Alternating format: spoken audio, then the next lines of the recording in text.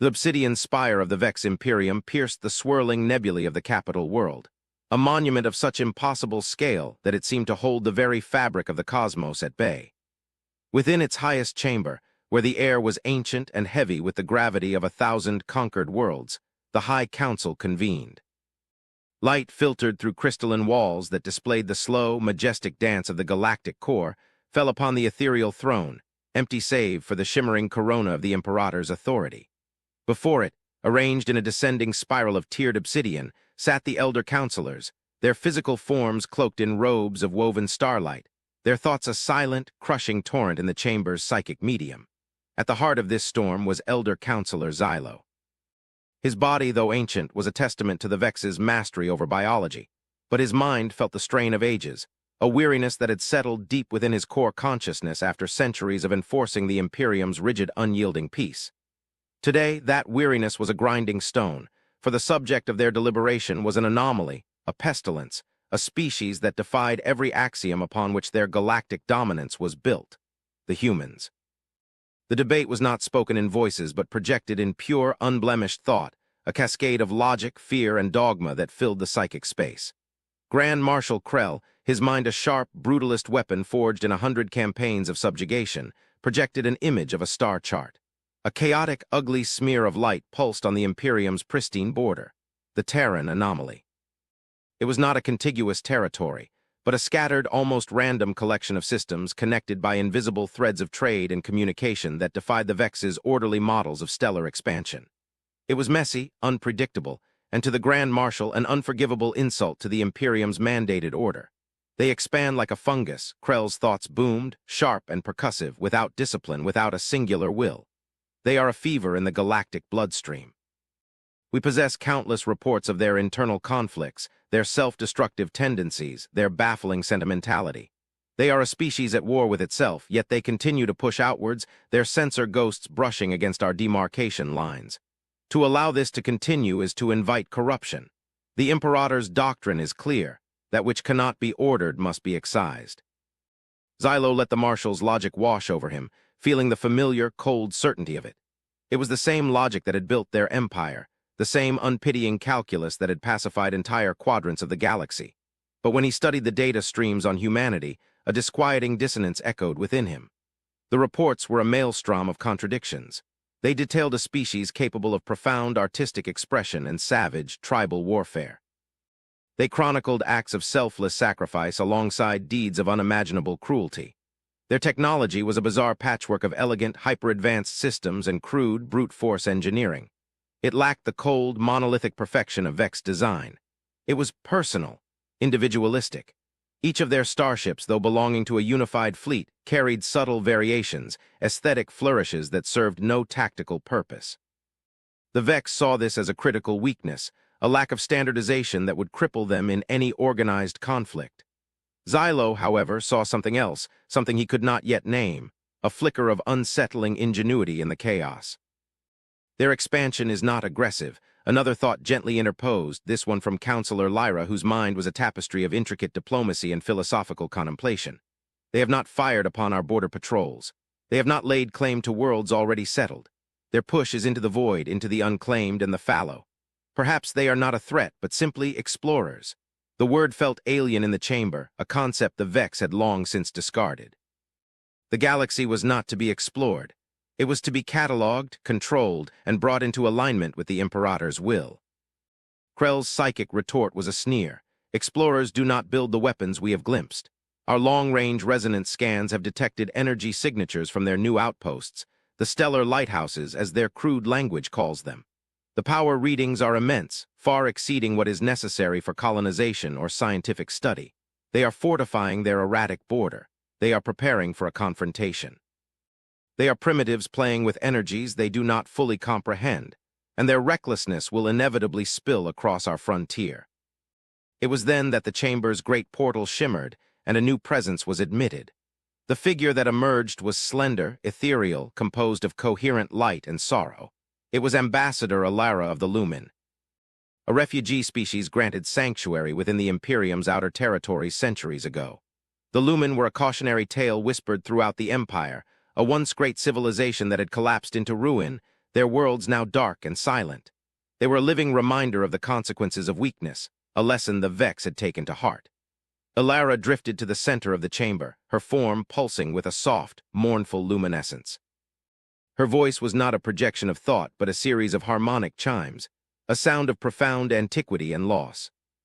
"Elders of the Vex Imperium," the chimes sang, the translation flowing directly into their minds, "I have come to speak on the matter of the humans." Krell's mind projected impatience. The Lumen's council is acknowledged, but their history of failure grants them little authority on matters of galactic security. "We are not the Lumen. We will not fall." The insult was deliberate, a reminder of the power dynamic. Ilara's light did not waver. "It is precisely because of our history that I must speak. You see the humans as a chaotic force, a potential enemy to be crushed before it can challenge your order. You are mistaken. Your understanding of them is tragically incomplete." "Then enlighten us," Xylo projected, his curiosity overriding the ingrained disdain for a vassal species. He noted the strange emotion radiating from the Lumen ambassador. It was not the simple fear of a lesser being in the presence of its masters. It was something far more complex, a deep, resonant dread, but a dread that was not directed at the Vex. "We have encountered the humans before," Ilara's chimes resonated, a melancholic chord echoing in the silent hall. "In the dying days of our own empire, as the great silence fell upon our worlds, we sent out desperation fleets, searching for any power that could help us. We found only void and indifference. The Vex offered us shelter, and for that we have been grateful. But it was a human vessel, a lone exploratory ship far from its own territory. That was the first to answer our distress call not with suspicion, but with compassion." Krell's mental scoff was palpable. Compassion, a primitive emotional response. It is a vulnerability, not a strength. "They did not have the power to stop what was happening to us," Ilara continued, her light dimming as if recalling a painful memory. "No one did, but they stayed. They gathered our survivors. They shielded our evacuation convoys with their own ship, placing themselves between our unarmed transports and the encroaching nothingness. They did not ask for tribute or territory. They asked only for our stories, our science, our art. They sought to preserve our memory." Her harmonic voice trembled with a sorrow that transcended species. "My people, my galactic empire as it was then, never had war with humans before. When the darkness came, we saw what they were. We warned our own people, those who were too proud to flee, those who thought they could fight the inevitable. We told them what we had learned. We warned them, run." The chamber fell into a profound silence, the weight of the ambassador's words settling upon the council. Xylo felt a tremor of true unease. Krell and the other hardliners misinterpreted her story completely, twisting it to fit their own narrative. They heard only that the humans were present at the fall of a great empire, scavengers picking over the bones of a greater power. They heard the word run and associated it with the humans themselves, imagining them as a terrifying force that had brought the Lumen to their knees. The irony was a chasm, deep and dark, and Xylo felt as though he were standing on its edge. He saw the Vex, in all their might and certainty, marching confidently toward that same abyss. The Lumen ambassador was not warning them that the humans were dangerous. She was warning them that their own arrogance was the true enemy, a blindness that prevented them from seeing the real shape of the universe. The warning is noted, Krell's thought finally cut through the silence, dismissive and cold. The Lumen's tragic experience only reinforces our position. This compassion is a tactic, a means of infiltration. They gather the weak and the broken to swell their own ranks. We will not be so easily deceived. The Imperator's will is clear. An observation fleet will be dispatched to the edge of the Terran anomaly. We will ascertain the true nature of their lighthouses. And if we find they are indeed weapons, we will demonstrate the futility of challenging the Vex Imperium. The vote was a mere formality. The minds of the council aligned with Krell's, a unified wave of certainty and power. Only Xylo's thoughts remained apart, a still eddy in the overwhelming current. He consented, for to do otherwise would be to challenge the foundation of the Imperium itself. But as the session concluded and the elder councilors dissipated into streams of pure energy, returning to their in Cetums, Xylo remained. He gazed out through the crystalline wall at the endless sea of stars, at the faint, chaotic smudge of light that was human space. He felt the chill of a coming storm, but for the first time in his long existence, he was not certain from which direction the wind was blowing. The Lumen ambassador's final, sorrowful chime echoed in his mind, a riddle that coiled around his consciousness. It was a warning, he now understood, that had been catastrophically, perhaps fatally, misunderstood. The Vex armada that materialized at the edge of human-claimed space was not a force of invasion, but a statement of absolute power. It was a fleet designed to awe, to intimidate, to crush the spirit of any nascent civilization before a single shot was fired. The warships were monoliths of black, crystalline armor, eschewing any concept of aesthetics for pure, brutal functionality.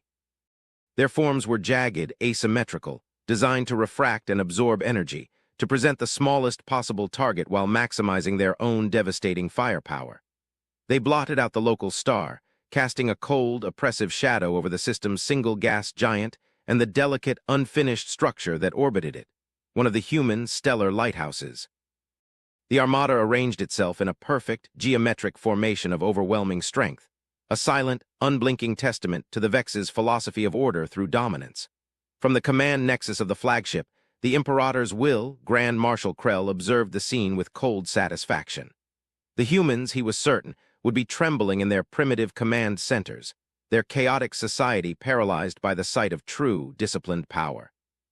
For a long time, there was nothing. The Vex fleet held its position, a predator waiting for its prey to show fear.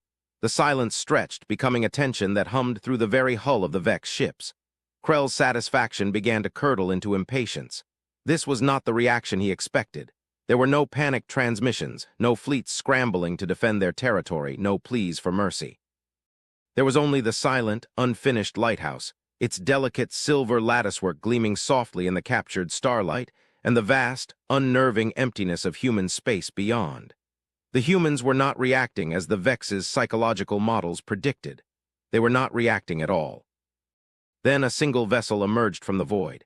It did not tear through spacetime with a violent rupture like a Vex ship entering real space. It simply arrived. It faded into existence as if it had always been there, a smooth, seamless transition from invisibility to reality. The ship was small, impossibly so, a mere speck against the colossal backdrop of the Vex armada. Its design was the antithesis of Vex engineering. It was a vessel of flowing, organic curves and polished, pearlescent material that seemed to shift in color with the ambient light. It looked less like a warship and more like a sculpture, a work of art given the gift of flight. It carried no visible weaponry, no protruding cannons or menacing energy projectors. Its presence was so utterly non-threatening that it felt like an insult, a profound display of disrespect for the Marshal might arrayed before it. Krell's mind flared with contempt. They send a pleasure yacht to meet a battle fleet. Such arrogance, such foolishness. A communication request opened, not a powerful broadcast to the entire fleet, but a narrow, focused beam directed solely at the Imperator's will. It was a message of startling clarity and precision, devoid of the usual chaotic noise of a less advanced species. It was encoded in pure mathematics, the universal language, but with a level of elegance and efficiency that even the Vex's most brilliant linguists found breathtaking. The Vex, who believed themselves the masters of logic, were being addressed in a dialect of it that was centuries beyond their own. Krell allowed the channel to be opened. He would personally deliver the Imperium's ultimatum to these impudent primitives. An image resolved on the main view screen. It was not a bridge filled with panicked, shouting officers, but a calm, minimalist space. A single figure stood there, a human female. She was not in a military uniform, but simple, functional clothing of a dark, unassuming color. Her expression was serene, her posture relaxed. There was no fear in her eyes, only a quiet, unnerving curiosity. "I am Ambassador Eva Rostova of the Terran Confederacy," she said. Her voice was calm and measured, the Vex standard translation seamless and without inflection. "I am authorized to speak on behalf of my people. To whom do I have the honor of addressing?" Krell's psychic presence surged into the communication, a wave of pure dominance. "You address Grand Marshal Krell of the Vex Imperium. Your vessel has violated a demarcated zone of Imperial observation. Your presence and the construction of this installatio N is an act of aggression." The human Rostova did not flinch. She simply tilted her head slightly, a gesture of consideration. "Grand Marshal, we were not aware this sector was under Imperial observation. Our charts show it as unclaimed void. As for the installation which we call a lighthouse, it is not a weapon. We are not aggressors. It is regrettable that our actions have been misinterpreted." Her calmness was infuriating. It was the calm of someone holding a superior position, who feels no need to posture or threaten. It was the calm of a master speaking to a child. "Your lighthouse radiates energy on a scale consistent with planetary-class weaponry," Krell retorted, his thoughts like shards of ice. Cease its construction immediately and withdraw your forces, or the Imperium will be forced to dismantle it for you. Dismantling it would be inadvisable, Ambassador Rostova replied, her tone still perfectly level. Its purpose is not what you believe. It is not a tool of war. It is a tool of preservation. It is designed to stabilize and reinforce the fabric of spacetime in this sector. Lyra's questioning thought echoed in Xylo's mind, who was observing the exchange from his own meditation chamber light years away. Spacetime stabilization? For what purpose? The universe is governed by physical laws. It does not need reinforcement. A lie, Krell's thought boomed across the command channel, a pathetic attempt to conceal their true intentions. They think us fools. He focused his will back on the human ambassador. Your explanations are insufficient. We do not deal in fanciful tales. You have one cycle to begin your withdrawal. After that, we will take action. I understand, Rostova said, a flicker of something that might have been disappointment crossing her features. You see the universe as a resource to be controlled, a territory to be conquered. You believe power is measured in the capacity to destroy. We do not share that philosophy. We believe true power is measured in the capacity to understand and to protect. She paused, her gaze seemingly looking past Krell, through the screen, and into the very soul of the Vex Imperium. You are about to make a grave mistake, Grand Marshal. Not because you will attack us, but because you will force us to show you why attacking us is meaningless. We had hoped to be partners. Instead, you have chosen to be a lesson. The communication ended. Krell was left staring at the serene, empty bridge of the human ship. A lesson? The sheer audacity of the primitive was staggering. His mind burned with fury. The cycle is up, he projected to his fleet commanders. Target the energy core of the unfinished installation. A single, focused lance of particle energy. A surgical strike. Show them the price of defiance. From the prow of the Imperator's will, a beam of pure, incandescent energy, powerful enough to crack a continent, erupted and crossed the void in an instant. It was a perfect shot, a flawless execution of Vex military doctrine. It would strike the lighthouse and detonate its power source, creating a catastrophic explosion that would obliterate the structure and the impudent human vessel along with it. But it didn't. As the beam neared the lighthouse, the delicate silver structure began to glow. It wasn't the glow of shields resisting an impact. There was no flare of discharged energy, no ripple of force fields. Instead, the very space around the lighthouse seemed to change. The beam of Vex energy, a torrent of raw, destructive power, began to unravel. Its coherent particles were gently, almost gracefully, pulled apart. The focused beam widened, softened, its lethal energy diffusing into a harmless, glittering cloud of multicolored radiation that washed over the Vex armada like a gentle solar wind. It was not blocked. It was not deflected. It was deconstructed. The attack, an expenditure of energy that could have laid waste to a small planet, was rendered utterly impotent, undone at a fundamental level. It was as if a blacksmith's hammer had swung at a statue, only to dissolve into a puff of harmless dust upon contact. A stunned silence descended upon the bridge of the Imperator's will and across the entire Vex fleet. The crew, beings of pure discipline and unwavering confidence, felt a sensation entirely foreign to them, shock. Their most powerful weapon had been neutralized without effort, without violence, without even a proper defense. Their understanding of physics, of warfare, of power itself, was shattering. Krell stared at the viewscreen, his mind a maelstrom of disbelief and a horrifying, burgeoning fear. He had brought an executioner's axe to this confrontation, only to find the condemned was not a mortal being, but a ghost, immune to his blade. On the screen, Ambassador Rostova's face reappeared. Her expression was not one of triumph or mockery. It was one of deep, profound sadness. As I said, Grand Marshal, she spoke, her voice echoing in the deafening S. Islands of the Vex Command Nexus. A regrettable mistake. The lighthouse is not a shield. It is a tuner. It reinforces the laws of physics, strengthening the connections that bind reality together. Your weapon was not an attack. It was a dissonance, a flaw in the universal harmony. The lighthouse simply corrected it. She paused, letting the implication sink in. The humans did not build shields to block weapons. They had built a device that could literally command reality to turn a weapon into nothing. We are not here to fight you. We are here to ask for your help. There is a war coming, but it is not a war against us. It is a war for survival, and you are currently blind to the true enemy. The wave of pure, unadulterated shock that rippled through the Vex High Council was a psychic event of seismic proportions.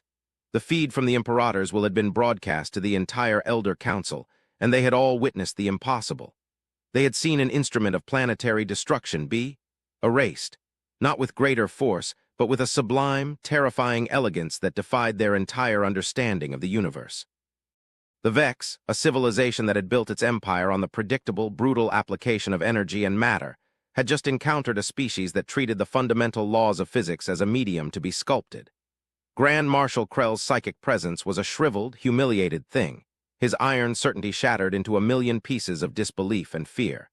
He was recalled in disgrace, his fleet ordered to hold its position, but to take no further action. The Imperium, for the first time in millennia, was faced with a power it did not understand, and therefore could not dominate. The High Council chamber was a vortex of confusion and dread. The hardliners were silent, their arguments of brute force now rendered obsolete and foolish. The diplomats and philosophers, like Lyra, felt a sense of vindication, but it was overshadowed by the sheer scale of what they had just witnessed. Xylo felt the weight of his years settle upon him, not as a burden, but as a lens through which he could finally see the truth. The Lumen's warning, Rostova's calm sadness, the impossible technology. It was all pieces of a puzzle he was only now beginning to comprehend. The Vex had been so focused on the perceived threat of a chaotic, unpredictable neighbor that they had failed to ask the most important question. What could possibly drive a species of such profound power to be so meticulously, so peacefully defensive? It was into this maelstrom of uncertainty that Ambassador Eva Rostova's message came. She did not ask for a surrender or make demands. She requested permission to address the High Council directly from her small, solitary ship on the edge of their territory. The request itself was a breach of 1,000 years of protocol, but in the face of what they had seen, protocol seemed a fragile, meaningless thing. Xylo, seizing the initiative, gave his assent before the Council could fall back on its old dogmas. He knew, with a certainty that resonated in his very core, that the future of their empire depended on what was said next. Rostova's image appeared before them, projected into the center of the grand chamber. She was not rendered as a colossal, intimidating figure, but as she was, a single, calm being, her presence a point of serene stillness in the psychic turmoil. "Elders of the Vex Imperium," she began, her voice resonating with that same unnerving tranquility. "I apologize for the demonstration. It was not our wish to humiliate or intimidate you. It was our only remaining option to make you listen." "You have our attention, Ambassador," Xylo projected, his thought the anchor for the rest of the Council. "You spoke of a true enemy, you spoke of a war for survival. Explain." "For centuries," Rostova said, "my people have been looking out into the galaxy. We are a young species, curious and, as you have noted, often chaotic. But our curiosity led us to notice something that older, more established civilizations such as yours may have overlooked, precisely because of your stability. We noticed a pattern, a plague of silence spreading from the galactic fringe." A star chart materialized in the air beside her. It was a map of the galaxy, but rendered with a level of detail that made the Vex's own charts look like crude sketches. Billions of points of light glowed, but scattered across the map, concentrated in a vast, creeping section of one of the spiral arms, were patches of absolute darkness. They were not empty space.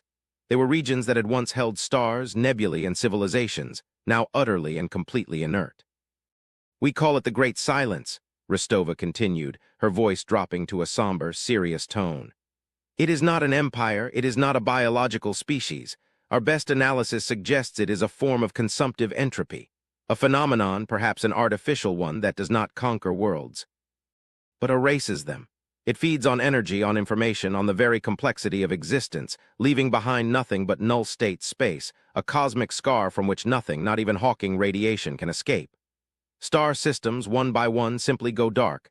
Their light stops traveling. Their gravity ceases to exist. They are expunged from the universe." A cold dread, deeper and more profound than any fear of war, began to seep into the minds of the counselors. They had all been aware of stellar disappearances, but had dismissed them as natural phenomena, supernovae, or data errors over vast distances.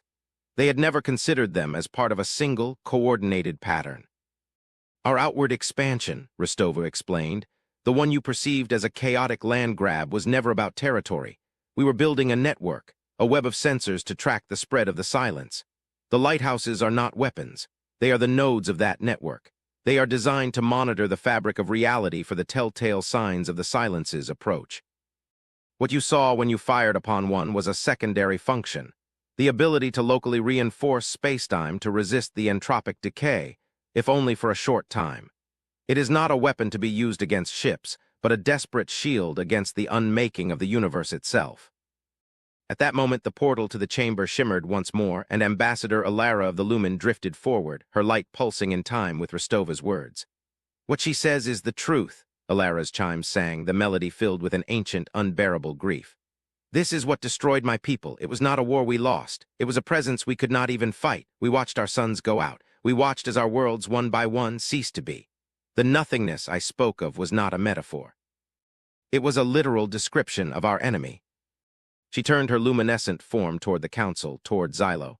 "The galactic empire of my people never had war with humans before, so when the silence came, we did not know who to trust. It was the humans who found us, who saved what little was left of us. They were not scavengers. They were librarians trying to save a book from a fire that was consuming the entire library. My warning to you was not about the power of humanity's weapons. I have never seen them use one. It was a warning against your pride. I tried to tell you that your obsession with a phantom enemy was making you blind to the real one. I saw you making the same mistake my own proud ancestors made. I warned you to run from your own ignorance before it led you into the path of that which consumes all things." The revelation struck the council with the force of a physical blow. The entire foundation of their recent policy, their fear, their aggression, it had all been a colossal, arrogant misinterpretation. They had prepared for a war of conquest against a species that was desperately trying to build a barricade against cosmic oblivion. They had mistaken a sentinel for a trespasser, a guardian for a threat. "The silence is accelerating," Rostova stated, her voice pulling their attention back to the horrifying star chart. A new section, alarmingly close to the Vex Imperium's borders, began to flicker and go dark. "It learns, it adapts. It is moving faster than our models predicted. Our network of lighthouses is not enough. We cannot contain it alone. We do not have the resources, the industrial capacity to build the necessary defenses on a galactic scale."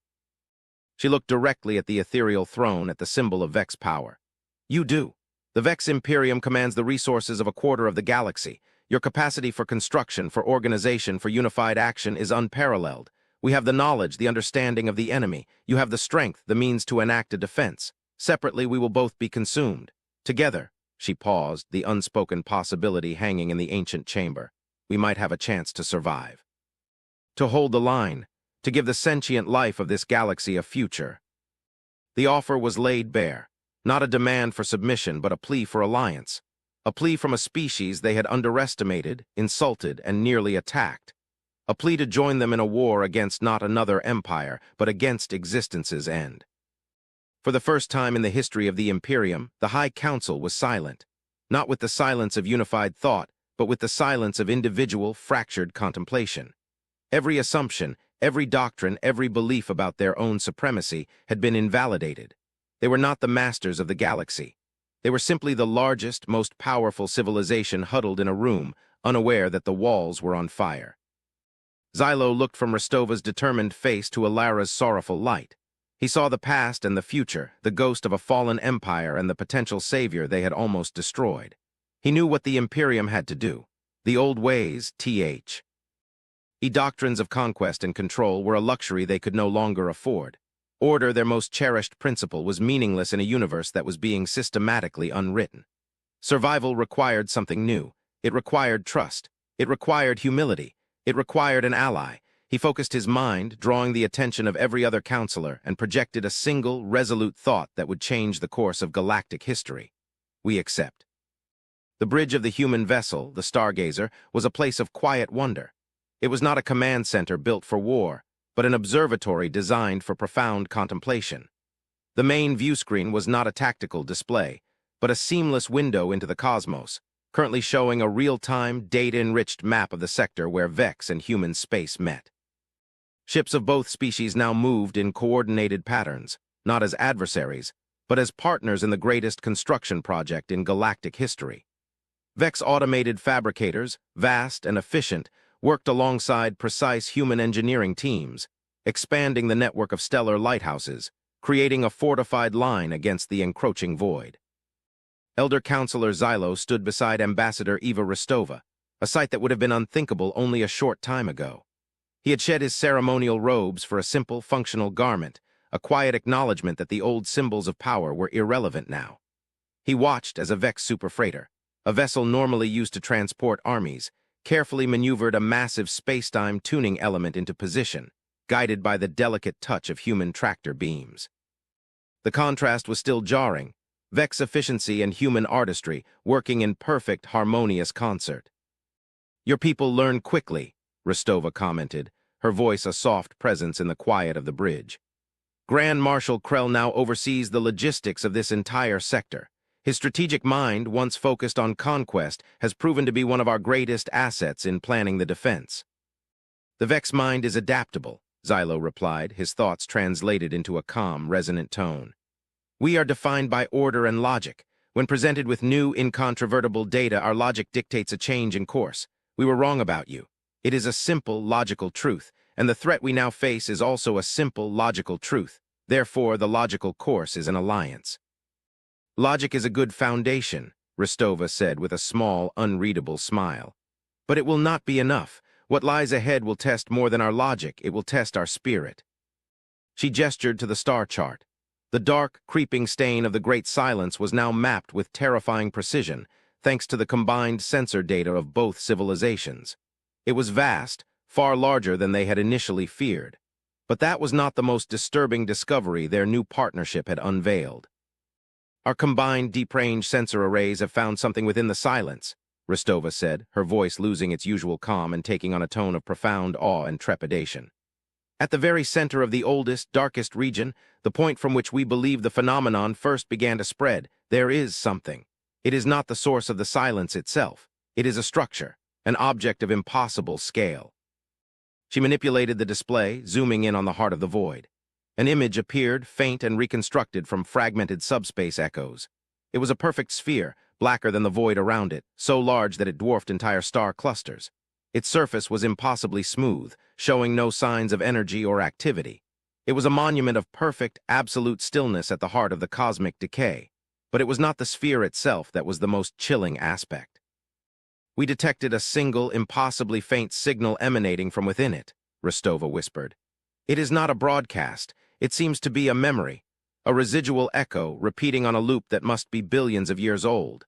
Our linguists, with the help of the Lumen's historical data archives, have managed to partially translate it. It is not a warning. It is not a distress call." She fell silent for a moment, and the weight of that silence seemed to press in on Xylo, heavier than the gravity of a neutron star. He felt a cosmic dread, a fear beyond the simple fear of extinction. It was the fear of a truth so vast and so terrible that it could break the minds of entire civilizations. "What is it?" Xylo asked, his own translated voice barely a whisper. Rostova met his gaze, and for the first time he saw true, unshielded emotion in the human's eyes. It was a reflection of his own burgeoning horror. "It is an apology."